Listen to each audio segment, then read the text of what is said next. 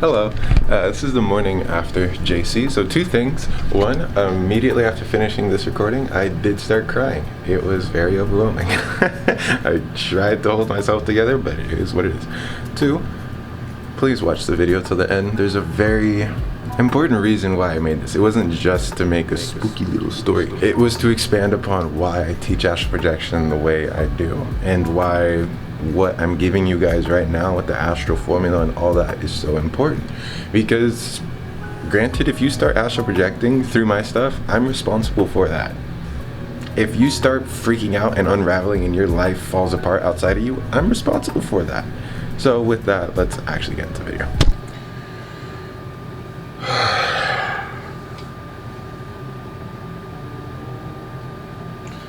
I only ever share the good stories.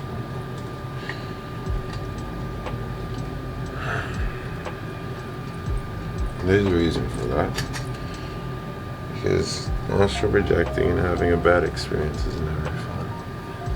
My hair's gonna look crazy, don't make fun of me. Oh, it doesn't look that bad. There's a reason that in the astral formula, I'm only gonna teach you guys how to astral project after you've mastered having a high state of well-being, emotionally, mentally, and physically. And there's a reason that I advocate for astral projecting only when you're in good emotional states.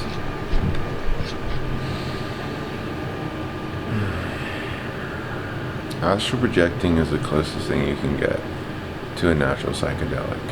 It's also much more potent than natural psychedelics.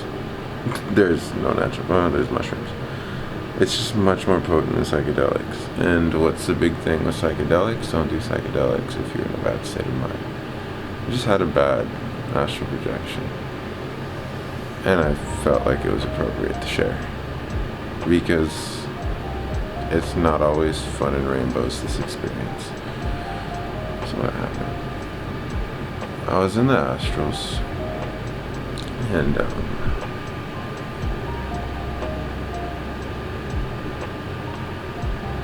I'd realized that I'd lost my voice. I lost my confidence in my ability to speak, utilizing my voice to its fullest ability. And I was meditating on that before going to sleep, and so I decided I didn't want to just go unconscious. I wanted to astral project, but I was leaving in a state of restlessness. I was leaving in a state of stress, simply put. And so in the astrals, I am going through different areas where I have to stick up for myself. I have to explain hard concepts that I've been shut down before trying to explain. I've ridiculed myself internally when I perform certain acts. I'm having to deal with the hard stuff.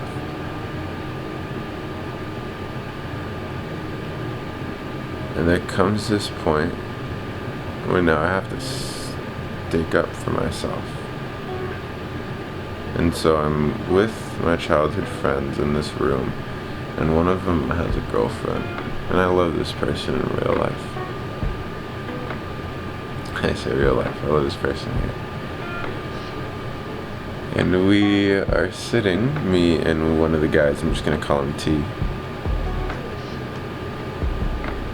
And she comes over, and she's just not letting us talk. And I'm like, don't pay attention to it. Like internally, I'm just cleaning. I'm like, don't pay attention to it. It's whatever.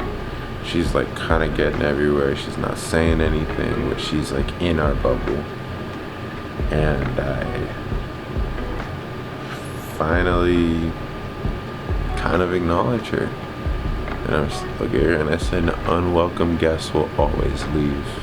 And I just keep doing my stuff though. Corny as hell, I know. But it just made sense. And T was like, yeah. And then she sits down, and her pupils right? Her eyes go huge, just like that, and her pupils shrink down to a dot, and her face goes, and the lights turn off, but for some reason I can still see only her face. She goes like that. I don't like it. And suddenly my awareness is in 3 different places at one time. Because suddenly I'm walking a park at night as a woman, hearing something behind me, hearing the ruffles, and I look up and the sky is bending as if I was on a psychedelic. The night sky is literally bending downwards as if something heavy is being put on top of it, as if the night sky was a blanket. And yeah.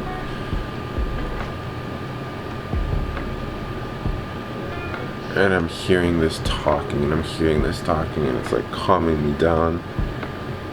I'm hearing talking here, and it's what I'm using to ground myself here.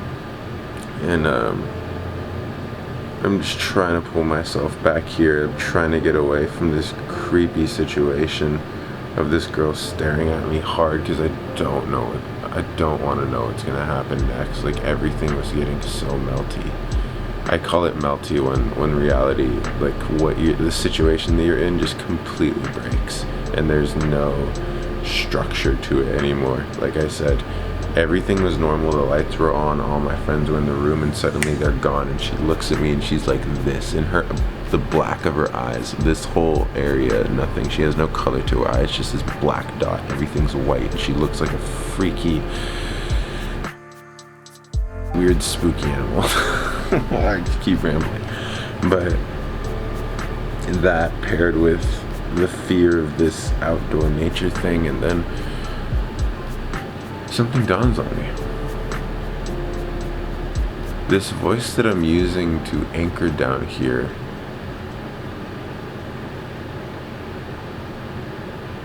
I'm alone. No one's in my room. And I look, and someone's sitting on my freaking bed, bro. They're sitting crisscross, and they're the ones talking. And I'm like, I want to cry. I want to cry even though I'm talking about it. I'm like, I don't want. Like, make it stop. And like, I open my eyes, and it's so psychedelic. I have like tears almost coming out. I finally can breathe. That's the first physical sound I made. Just, and I look again, and she's gone, and everything's okay.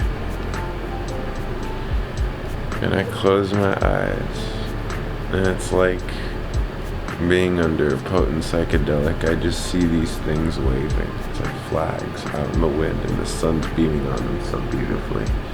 And I debated making the video because where I was gonna go is a very beautiful place, and I knew that if I went, I probably would have forgotten this experience. It's just what happens. There's a lot of spooky moments. The only ones that really stick with me are the ones that are really harsh and really hard. But I think this one is just a good... just good to show you why I teach you guys what I teach you. There's a reason. There's always a reason.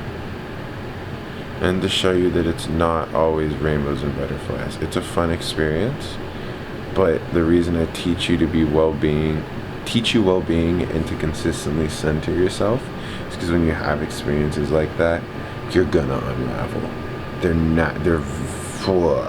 I don't really think there's many things in this reality here that compare to the amount of unraveling that occurs when you go in the astrals and things lose structure. But I teach you to maintain yourself, to keep yourself centered. So when these situations arise and you need to come back to your body quickly and you need to center yourself, you are well equipped for that because you practice that day in and day out, day in and day out. Like, I'm fine now. I was at tears, almost at tears a few minutes ago, maybe like a minute or two ago, and now I'm fine. I can hold a full conversation. I'm emotionally okay. And I didn't even need to stop and breathe or anything like that. I was able to do that while I was speaking with you. Practice, practice, practice. There's a reason I haven't given you the technique yet. I'm taking time in between videos because I want you to practice. I love you guys. I want the best for you.